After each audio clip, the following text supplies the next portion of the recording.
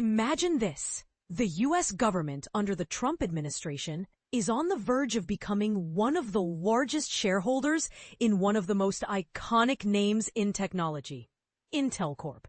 It's a bold move that could reshape how we think about public-private partnerships and domestic tech manufacturing. But here's where it gets controversial. Should the government step into the role of an investor in private companies, even if it's for the sake of national security and technological independence?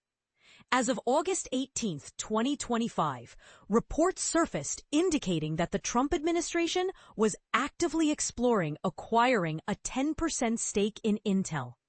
This isn't just any investment. It would position the U.S. as Intel's largest shareholder, giving the government significant influence over the company's direction. What makes this development particularly fascinating is the context. The potential equity stake would come from converting grants previously issued under the U.S. Chips and Science Act, a landmark piece of legislation designed to bolster domestic semiconductor production and reduce reliance on foreign suppliers. But wait, there's more to the story. Around the same time, SoftBank Group Corp, a major player in global tech investments, made headlines by announcing its own surprise move, a $2 billion stake in Intel. This unexpected bet signals confidence in Intel's ability to turn things around and reclaim its status as a leader in chip innovation. The timing couldn't be more intriguing.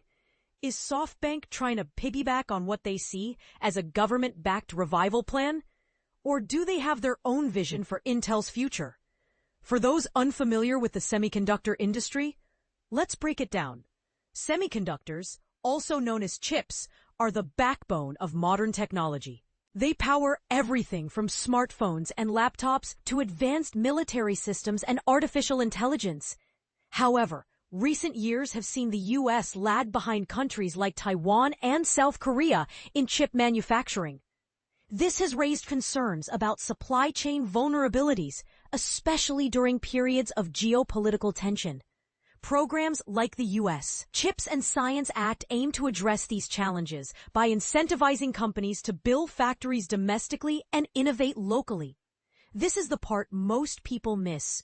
While injecting government funds into critical industries might seem like a no-brainer, it raises important questions about fairness and market dynamics.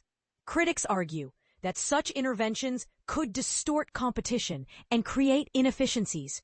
Supporters, on the other hand, believe that strategic investments are necessary to ensure national security and maintain economic competitiveness. Where do you stand on this issue? Do you think governments should play a direct role in shaping the trajectory of private companies, or should they stick to regulating from the sidelines? The stakes couldn't be higher. If the Trump administration follows through with its plans, it could set a precedent for future government involvement in private enterprises. And while some may applaud the effort to revive American tech leadership, others will undoubtedly question whether this approach risks blurring the lines between public governance and corporate control. Either way, one thing is clear. This decision will spark intense debate and perhaps even shape the future of U.S. industrial policy.